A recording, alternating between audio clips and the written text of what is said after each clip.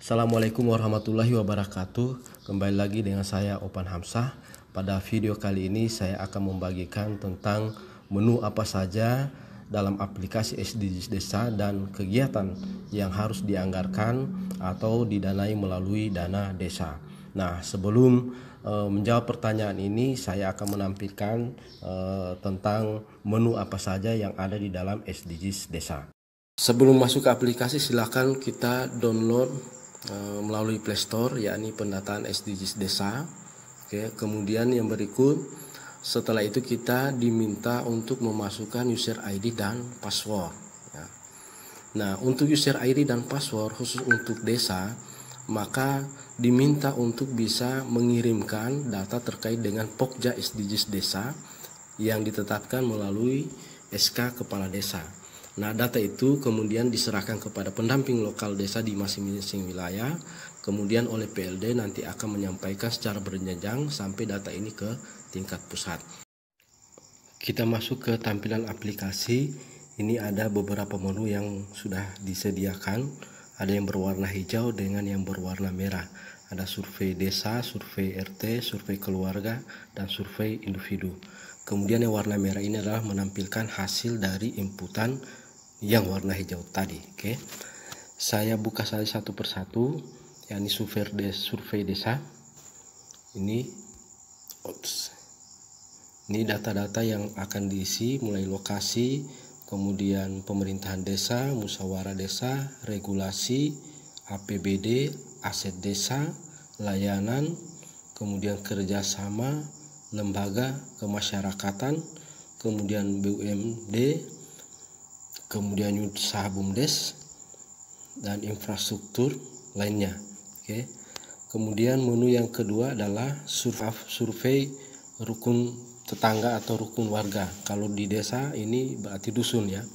Nah, di sini diminta untuk mengisi lokasi, kemudian pengurus, lembaga ekonomi, industri, sarana ekonomi, fasilitas ekonomi, infrastruktur, kemudian lingkungan, bencana, mitigasi, sarana pendidikan, sarana kesehatan, kejadian luar biasa, agama sosial budaya, lembaga keagamaan, lembaga kemasyarakatan, keamanan, tindak kejahatan, kegiatan warga.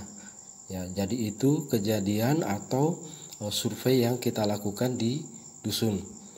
Kemudian yang berikut survei keluarga.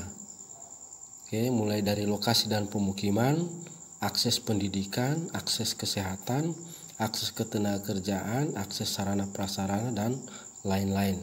Oke, berarti secara otomatis tim survei ini harus turun ke masing-masing rumah warga untuk melakukan proses pendataan. Kemudian yang berikut survei individu. Oke, data individu, pekerjaan, penghasilan, kesehatan, disabilitas, pendidikan. Oke, jadi semua data ini memang berbasis keluarga dan berbasis individu, sehingganya mau tidak mau untuk melakukan proses pendataan yang baik dan bisa berkualitas, maka tim survei harus turun ke masing-masing rumah warga. Kira itu menu yang ada dalam aplikasi, dan kalau kita lihat sejenak, ini sama persis dengan data yang ada di IDM, Indeks Desa Membangun, kemudian juga data yang ada di dasar keluarga atau melalui profil desa. Sehingga pertanyaannya bagaimana operasionalnya? Di dalam Peraturan Menteri Desa Nomor 13 Tahun 2020 tentang prioritas penggunaan dana desa, dalam penjelasannya sudah disebutkan bahwa desa dapat melakukan proses pendataan desa, kemudian pemetaan potensi desa, pengembangan teknologi, dan bahkan desa bisa menyediakan smartphone ya untuk bisa melakukan pengolahan sistem informasi desa. Kemudian lagi diperkuat dengan surat dari Dirjen Pembangunan Desa dan Perdesaan ini pertanggal 1 Maret 2020. Oke, terkait dengan pemutahiran data IDM berbasis SDGs Desa. Poin 11 ini disebutkan bahwa kegiatan pemutahiran data IDM berbasis SDGs Desa dapat menggunakan anggaran dana desa tahun anggaran 2021 atau sumber lainnya. Sehingganya saya berkesimpulan bahwa di Peraturan Menteri Desa Nomor 13 Tahun 2020 dan surat dari Dirjen PPD, maka kita bisa menganggarkan operasional Pokja SDGs Desa. Pertama adalah pelatihan Pokja, yang kedua operasional pendataan yang mungkin bisa kita berikan 5.000 atau 10.000 per kakak tergantung kemampuan anggaran desa. Yang ketiga smartphone, pengolahan aplikasi bagi yang ditunjuk untuk mengelola aplikasi SDGs Desa. Dan yang keempat adalah operasional pengolah aplikasi yang mungkin bisa kita berikan biaya pulsa dan lain sebagainya. Saya kira itu untuk penganggaran yang bisa kita lakukan.